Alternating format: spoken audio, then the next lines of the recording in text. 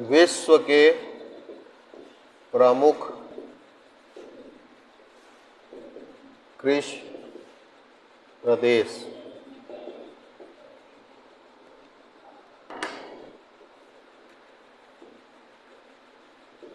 विश्व के प्रमुख कृषि प्रदेश पे बात करेंगे आज हम लोग, और इसमें भी जो आपके सिलेबस में विशेष रूप से लिखा हुआ है जिस पे बात करनी है, क्योंकि विश्व कृषि प्रदेश का वर्गीकरण विश्व में कई विद्वानों ने किया है। आपको जिस विद्वान का पढ़ना है उनका नाम है डी व्हिटलेसी। क्या नाम है उनका? डी व्हिटलेसी।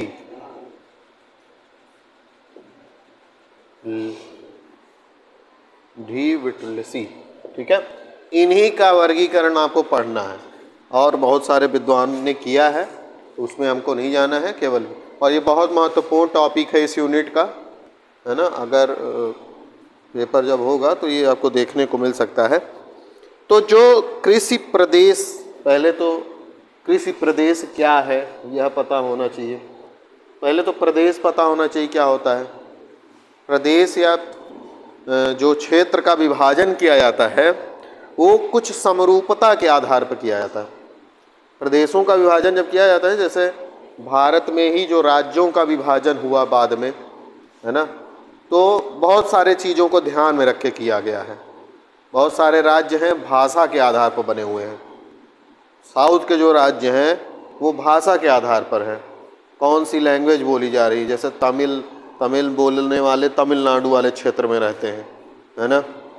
आंध्र प्रदेश में अलग भाषा बोलने वाले रह रहे हैं, कर्नाटक में कन्नड़ बोलने वाले रह रहे हैं, है ना। तो वहाँ पे भाषा के आधार पर। लेकिन अन्य जो विभाजन है वो कहीं न कहीं समरूपता को ही, किसी न किसी बिंदु की समरूपता होती है प्रदेश में। कहने का मतलब यह है, प्रदेश जो होता है उसमें कोई न कोई समरूपता या विभिन्नता दूसरे क्षेत्र के अनुसार देखने को मिलेगी। समझ रहे हैं बात मेरी? मैं क्या कहना चाह रहा हूँ कि जो प्रदेश होते हैं, एक प्रदेश दूसरे प्रदेश से भिन्न होता है। तो जो प्रदेश होगा कोई भी, उसमें कुछ खास विशेषताएं होंगी, कुछ खास समरूपता होगी। प्रदेश छोटा सा क्षेत्र तो होगा नहीं, बड़ा सा क्षेत्र होगा ना। तो उस बड़े से क्षेत्र में या तो कहीं उद्योगों वाला ही क्षेत्र है तो उसको औद्योगिक प्रदेश कहते हैं, कहीं पे पहाड़ियाँ हैं, है ना, समतल भूमि नहीं है तो उसको पहाड़ी क्षेत्र कहते हैं, पहाड़ी प्रदेश भी कहते हैं। ऐसे ही जो कृषि प्रदेश है ना, वहाँ पे कृषि कार्य करने संबंधित जो है, जो कृषि कार्य है वही उस प्रदेश में क्या होता है कृषि प्रदेश में। मतलब वहाँ पे कृषि महत्वपूर्ण है, उसी के आधार पर प्रदेश का विभाजन किया गया है, कृषि को आधार मानकर। और इसमें जो विभाजन का मुख्य आधार होता है वह जलवायु के आधार पर, क्योंकि कृषि के लिए जलवायु सबसे ज़्यादा महत्वपूर्ण भूमिका निभाती है। कृषि करने के लिए आपको क्या चाहिए? तापमान चाहिए, वर्षा चाहिए, मिट्टी चाहिए, है ना। तापमान और वर्षा जो है ये जलवायु का तत्व है। तो जलवायु के तत्व को ही आधार मान के कृषि प्रदेशों का क्या किया जाता है? विभाजन किया जाता है, ठीक है।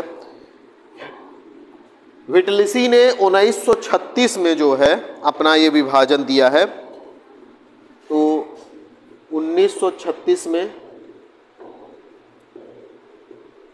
व्हिटलेसी ने विश्व को कई प्रमुख कृषि प्रदेशों में बांटा।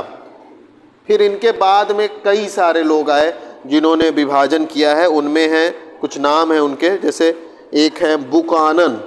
1959 में विभाजित करते हैं कृषि प्रदेश। सबसे पहले इन्होंने ही जो महत्वपूर्ण है इन्हीं का है विभाजन 1936 का, और इसी को पढ़ेंगे भी हम। और बहुत सारे हैं, जैसे बुकानन है, गिलबर्ट है, ग्रिग है, इन्होंने भी विभाजन बाद में किया है। लेकिन पहले विभाजन जो हमको पढ़ना है इन्हीं का पढ़ना है।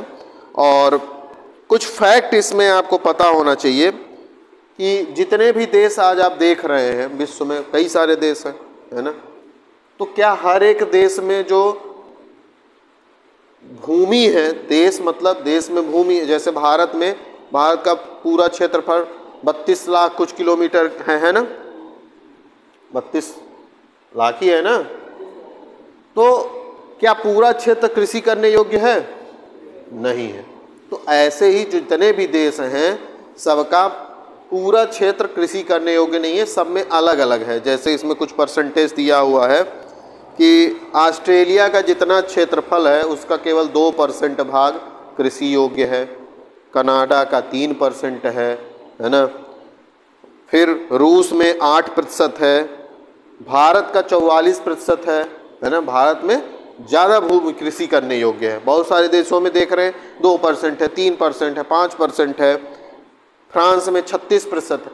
तो इसका सिंपल सा मतलब यह है कि किसी भी देश में जो है, जो उसकी जितनी भूमि है उसकी तुलना में बहुत ही कम क्षेत्र या 50% के आसपास क्षेत्र जो है खेती करने योग्य है। मतलब पूरा क्षेत्र जो है खेती करने योग्य नहीं है।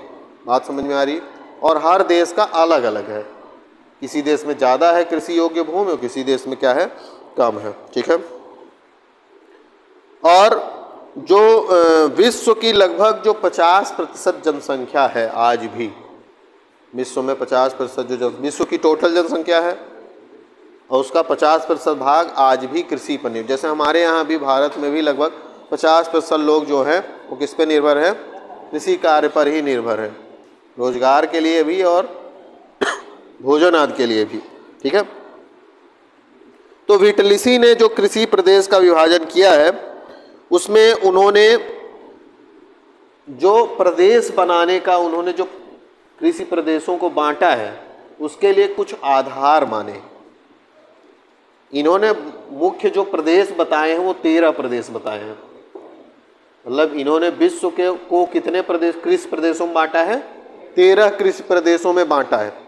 लेकिन अभी हम आपको बताए थे कि जो प्रदेश होता है, प्रदेश का विभाजन जो होता है उसके लिए कुछ आधार बनाए जाते हैं। बताए थे ना कि एक प्रदेश दूसरे प्रदेश से भिन्न है ना। जैसे अगर आप जम्मू और कश्मीर और उत्तर प्रदेश की तुलना करें तो जम्मू कश्मीर भी एक क्षेत्र है, प्रदेश है ना, और यूपी भी एक प्रदेश क्षेत्र है। दोनों में भिन्नता आपको मिलेगी कि नहीं, है कि नहीं है? जम्मू कश्मीर वाला क्षेत्र जो है वो एक तो ऊंचाई पर स्थित क्षेत्र है, पहली बात।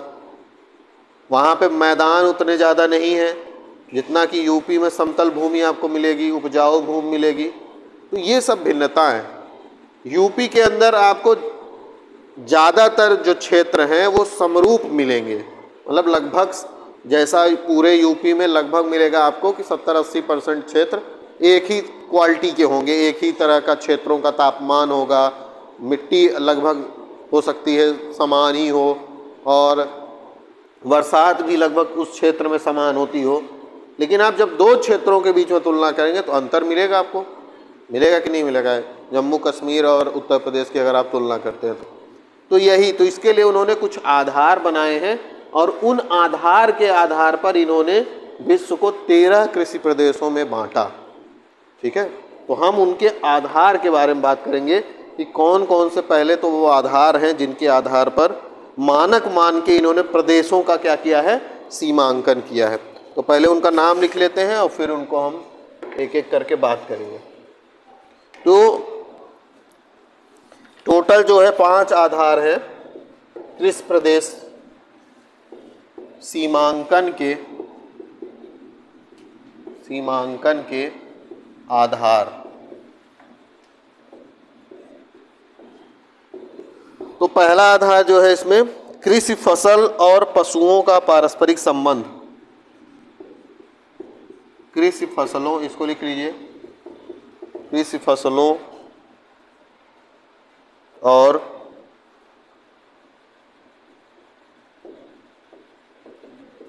पशुओं का संबंध।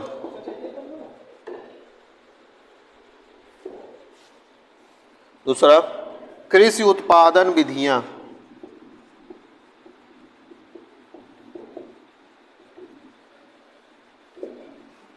तीसरा कृषि में पूंजी,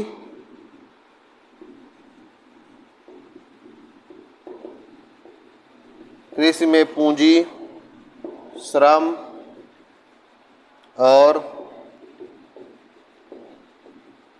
संगठन के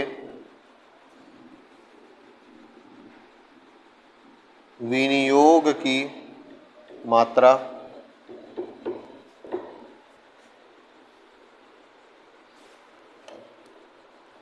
और चौथा जो है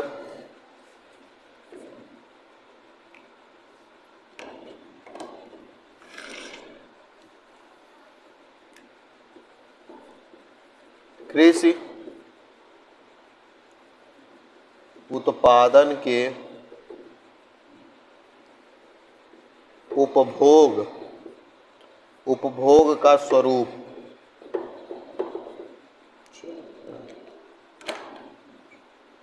पांचवा है कृषि उत्पादन में प्रयुक्त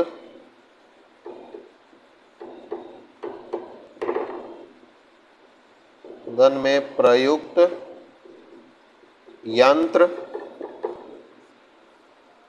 एवं उपकरण तथा आवास संबंधी दशाएं। आवास संबंधी दशाएं। तो ये है क्या?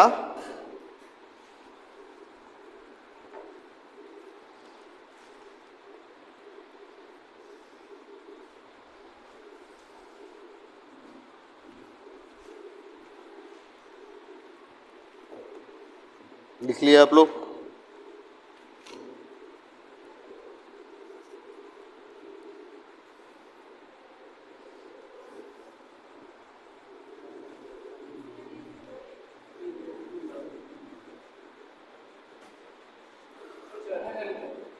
कृषि उत्पादन के उपभोग का स्वरूप। उपभोग कंज्यूम जो करते हैं आप। और पांचवा है कृषि उत्पादन के प्रयुक्त यंत्र, कृषि उत्पादन में प्रयुक्त यंत्र एवं उपकरण तथा आवास संबंधी दशाएं।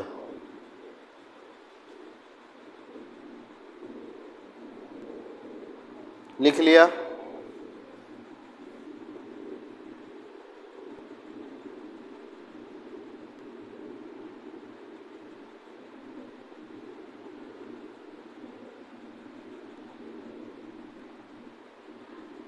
लिख लिया? तो ये क्या है? हम आपको बताया कि 1936 में विटलिसी ने विश्व को प्रमुख कृषि प्रदेशों में बांटा। अब वो टोटल कितने कृषि प्रदेश बनाए? 13। ये जो कृषि प्रदेश में विभाजन किया है उन्होंने, इन 5 के आधार पर किया है। उनके आधार क्या है? बांटने के क्या आधार है 13 भाग में? यही है। पहला, कृषि फसलों एवं पशुओं का संबंध। दूसरा, कृषि उत्पादन की विधियां। कृषि में पूंजी, श्रम और संगठन के विनियोग की मात्रा। तीसरा। चौथा है कृषि उत्पादन के उपभोग की स्वरूप। और पांचवा है कृषि उत्पादन में प्रयुक्त यंत्र एवं उपकरण तथा आवास संबंधी दशाएं। ठीक है? तो इसमें जो पहला है कृषि फसलों एवं पशुओं का संबंध, इसका मतलब क्या है? इसका मतलब ये है, विटलिसी का ये मानना था कि कोई भी जो क्षेत्र है जहाँ पे कृषि आदि कार्य होता है, तो उन्होंने पशुपालन और कृषि को एक साथ रखा। मतलब उन्होंने देखा कि बहुत सारे क्षेत्र ऐसे हैं जहाँ पे कृषि और पशुपालन एक साथ किया जाता है। ठीक है? और आपको पता होना चाहिए कि कृषि और उससे संबंधित जो क्षेत्र हैं वो सब कृषि में ही आते हैं। कृषि, हम लोग जनरली सोचते हैं कि कृषि मतलब क्या है? केवल खेती करना। लेकिन जो पशुपालन है, अन्य भी जो, जैसे आप मछली पालन हो गया, मधुमक्खी पालन हो गया, कुक्कुट पालन हो गया, है ना, ये सब भी कृषि का ही पार्ट है। तो जो पहला इन्होंने आधार बनाया वो क्या बनाया कि जो भूमि है वहाँ पे कृषि और पशुपालन क्या है, एक साथ भी बहुत सारे क्षेत्रों में क्या होती है? तो जिन जिन क्षेत्रों में ऐसी स्थितियाँ होगी उनको एक अलग तरह का कैटेगरी बनाया गया है ना, उनको एक अलग तरह से प्रदेश सीमांकित किया गया है ना। ठीक है? और इनका मानना था कि अगर आप भूमि का अनुकूलतम उपयोग करना चाहते हैं, ऑप्टिमम यूज, तो आपको कृषि और पशुपालन क्या है, एक साथ करना चाहिए। कृषि और पशुपालन करने से क्या फ़ायदा होगा? फ़ायदा यह होता है कि जैसे आप खेती में फसल बोते हैं, है ना, और क्या होता है कभी कभी जब मौसम के कारण या कोई और आपदा आ गई, खेत में आग लग गया, कुछ भी हो गया, उसके कारण नुकसान हो जाता है कभी कभी फसलों का। तो किसान को क्या होता है, बहुत नुकसान जब हो जाता है और किसान पहले से ही बहुत सारा लोन आदि लेके अपना काम करते हैं, तो फिर वो और ज़्यादा क्या होता है, संकट में उसकी स्थिति हो जाती है। जब वह पशुपालन भी साथ में करता रहता है तो अगर खेती में कुछ डिस्टरबेंस हो जाता है तो वह पशुपालन से उसको किसी न किसी तरीके से एडजस्ट कर लेता है ना। तो काहे की है ये, कौन सा, ये वाला की वाला?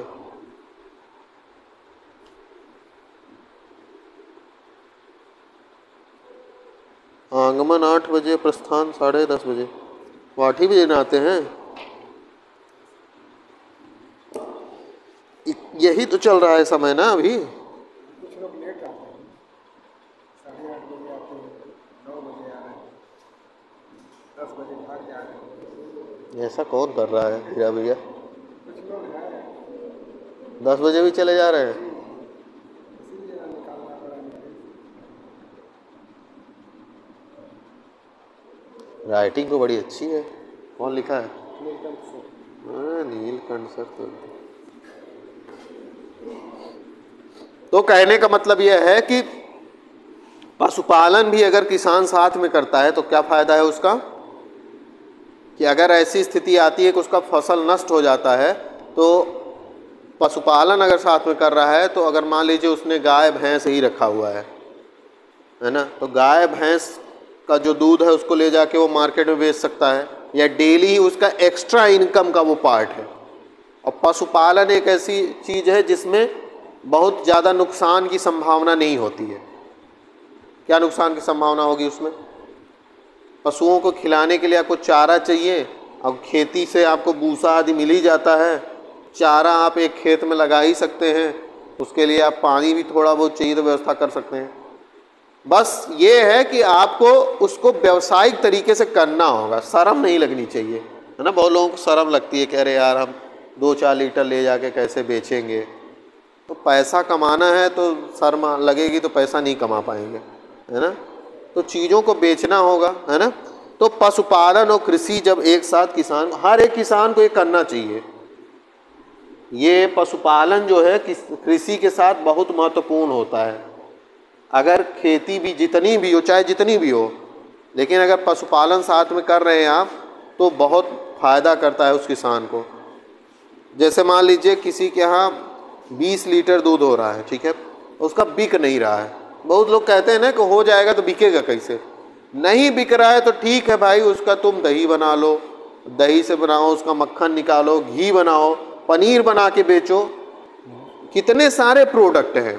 और आज आप मार्केट में अगर आप, अब तो ऑर्गेनिक दूध का कंसेप्ट आ रहा है, तो मतलब जैसे जो आप गाय भैंस को जो चारा आदि खिलाते हैं, वो ज़्यादातर चारा कैसा उपजाया जाता है, खाद वाद दे के ना, यूरिया दे दिया, है ना।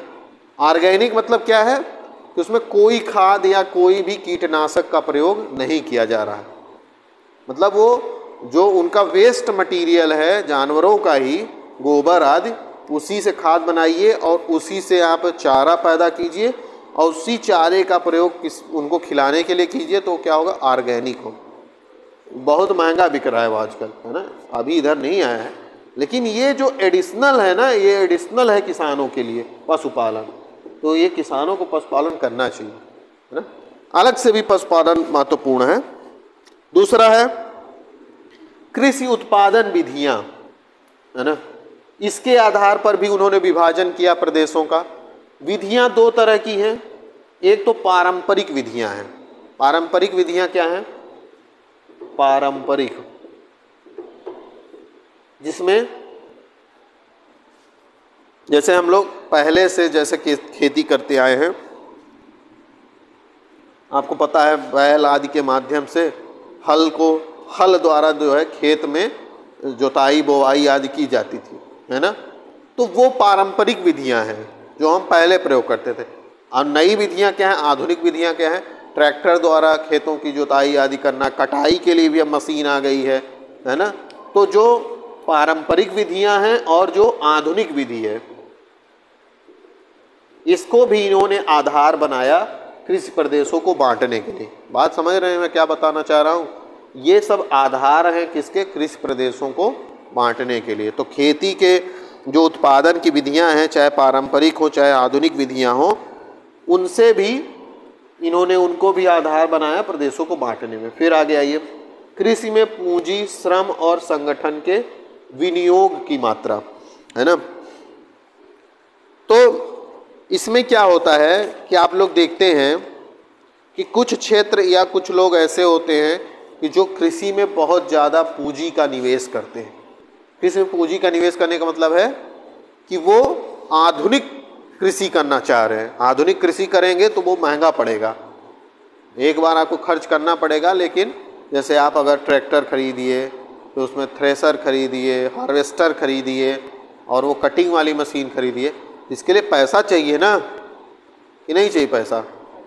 पैसा चाहिए। तो पूंजी निवेश यही है। तो एक तो ये हो गया। कुछ लोग पूंजी निवेश नहीं करना चाहते हैं, श्रम का निवेश करना चाहते हैं।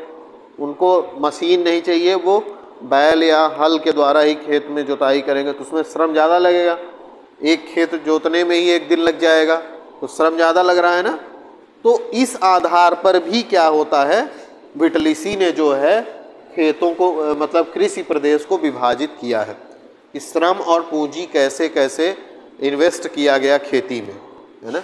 कितना कौन श्रम, मतलब अगर जैसे इसमें क्या होगा, एक तो होगा टाइप श्रम गहन कृषि, जिसमें कृषि में श्रम का बहुत ज़्यादा प्रयोग किया जाए, और एक हो सकता है पूंजी, जिसमें पूंजी का ज़्यादा प्रयोग किया जाए, पैसा इन्वेस्ट ज़्यादा किया जाए। आधुनिक तरीके से ड्रोन से छिड़काव किया जाए कीटनाशकों का, है ना। विदेशों में हो रहा है, अमेरिका में हवाई जहाज़ से जो है कीटनाशकों का छिड़काव करते हैं। क्यों? क्योंकि उनके जो कृषि के क्षेत्र है वो, जैसे वहाँ पे कृषि क्या है, एक उद्योग है। हमारे यहाँ भी कृषि क्या है, उद्योग की तरह नहीं है। हमारे यहाँ सब कोई कृषि कर रहा है, उद्योग कुछ ही लोग करते हैं ना। इंडस्ट्री जो स्थापित है, क्या सभी लोग बिस्किट बना रहे हैं? नहीं बना रहे हैं।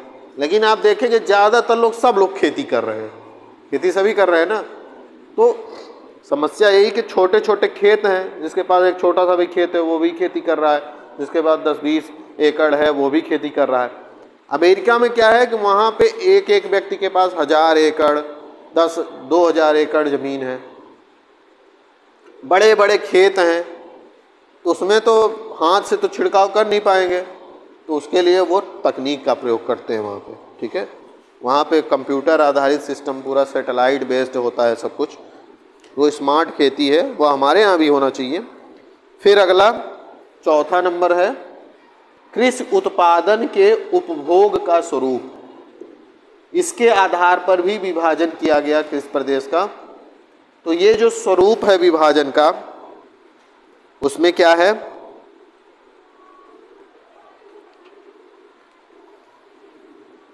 कि जो कुछ खेती जो उत्पादन है, कृषि उत्पादन, वो किस तरह के उपभोग के लिए है। आप देखते होंगे हम लोग ज़्यादातर जो गाँव में देखते हैं खेती का स्वरूप, वो ज़्यादातर क्या होता है, उपजाते हैं निजी उपभोग के लिए। जिनके पास कम छोटी भूमि है वो क्या करते हैं, जितना अन्न उपजता है उसी में बड़ा मुश्किल से उनका जो है 1 वर्ष का किसी न किसी तरह से वो प्रयोग करते हैं अपने खाने के लिए। तो वो निजी उपभोग कहलाएगा। कैसा उपभोग? निजी, मतलब खुद के लिए किए। एक होता है व्यावसायिक उपभोग। व्यावसायिक उत्पादन मतलब, व्यावसायिक उत्पादन का मतलब यही है कि जो भी हम उपजाएंगे उसको क्या करेंगे, बेचेंगे। तो जो बड़े किसान होते हैं वो जितना उपजाते हैं उसका कुछ भाग अपने लिए रख लेते हैं, बाकी क्या करते हैं, बेच देते हैं। चाहे वो बाजार में ले जाके बेचे, या जो सरकार भी खरीदती है ना MSP पे, है ना, मिनिमम सपोर्ट प्राइस पे जो सरकार खरीदती है, तो उसमें सरकार को भी बेच देते हैं। तो इस आधार पर भी क्या है, प्रदेशों का विभाजन किया गया, प्रदेशों को बनाया गया कि कैसे उत्पादन निजी उपभोग के लिए उत्पादन हो रहा है कि व्यावसायिक दृष्टि से। नेक्स्ट है कृषि उत्पादन में प्रयुक्त यंत्र, उपकरण तथा आवास संबंधी दशाएं। इसके अंतर्गत क्या है, इसके अंतर्गत यह है कि ये जो कृषि यंत्र हैं, उपकरण हैं, यह सब जो है कृषि क्षेत्र में किस तरह से इनका प्रयोग किया जा रहा है, उसके आधार पर जो है प्रदेशों का विभाजन किया गया। तो ये जो आधार हैं, इनके आधार पर 13 कृषि प्रदेश बनाया किसने, विटलिसी ने। इन 13 का नाम अभी हम लोग लिखेंगे और इसका विस्तृत वर्णन करना है, हर एक प्रदेश का एक। विश्व को 13 प्रदेश में बांट दिया। मान लीजिए पूरा पृथ्वी पर जो कृषि योग्य भूमि है उसको 13 भागों में बांटा और हर एक भाग की एक खास विशेषता है। तो इसमें 13 भाग का नाम लिखना है। तो पहले हेडिंग डाल लीजिए एक, विटलसी द्वारा वर्गीकृत विश्व के कृषि प्रदेश। विटलसी द्वारा वर्गीकृत, विटलसी द्वारा वर्गीकृत विश्व के कृषि प्रदेश 13 है। इसमें 13 का नाम लिखना है आपको, मैं बोलता जा रहा हूँ, आप लिख लीजिए। पहला लिखिए चलवासी पशुचारण प्रदेश। चलवासी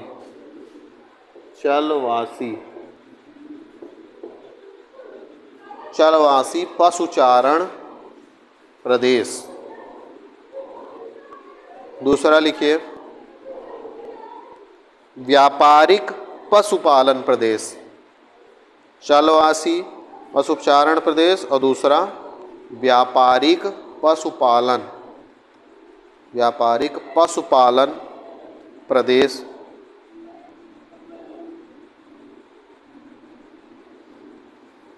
तीसरा लिखिए स्थानांतरी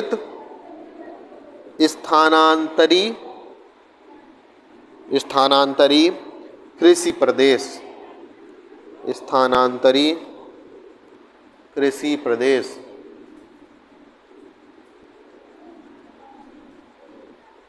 स्थानांतरी कृषि प्रदेश। चौथा लिखिए प्रारंभिक स्थानबद्ध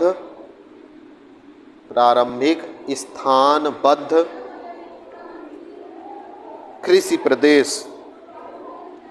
प्रारंभिक स्थानबद्ध कृषि प्रदेश, स्थानबद्ध। पांचवा लिखिए चावल प्रधान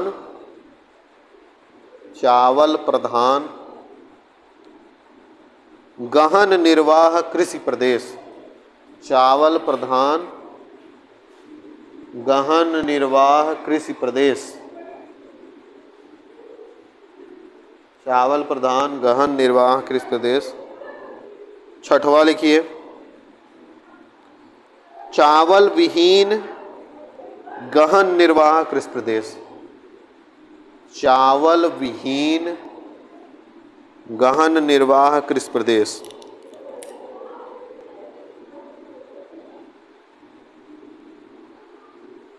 ठीक है। सातवां लिखिए व्यापारिक बागान कृषि प्रदेश। व्यापारिक बागान होता है ना, बागान। व्यापारिक बागान कृषि प्रदेश। आठवां लिखिए भूमध्य सागरीय कृषि प्रदेश। भूमध्य सागरीय कृषि प्रदेश। नौवां लिखिए व्यापारिक अनाज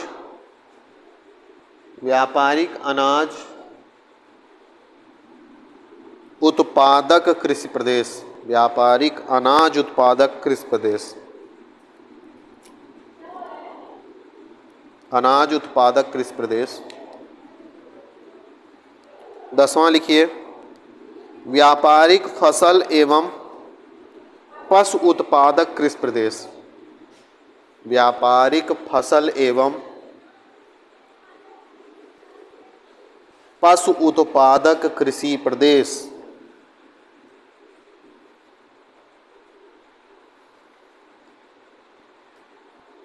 12वां लिखिए, 11वां लिखिए, निर्वाह फसल एवं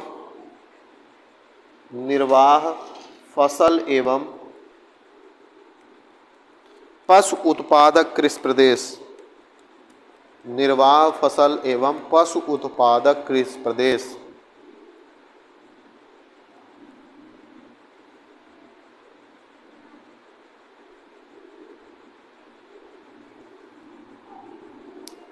बारहवां लिखिए, व्यापारिक दुग्ध पशुपालन कृषि प्रदेश। व्यापारिक दुग्ध पशुपालन कृषि प्रदेश। व्यापारिक दुग्ध पशुपालन कृषि प्रदेश।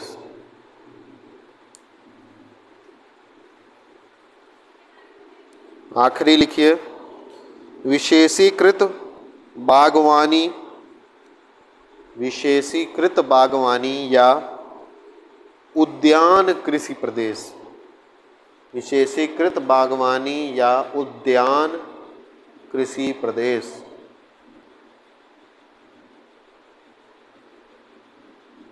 ठीक है, तो ये 13 कृषि प्रदेश हैं, इनके बारे में हम लोग विस्तार से बात करेंगे। और ये बहुत ही महत्वपूर्ण टॉपिक है आपका पहले यूनिट का, ठीक है ना, वेरी इंपॉर्टेंट, इसको लिख लीजिए और इसको अच्छे से तैयार रखना है ना। तो पहले यूनिट में यही लास्ट टॉपिक है, तो इसमें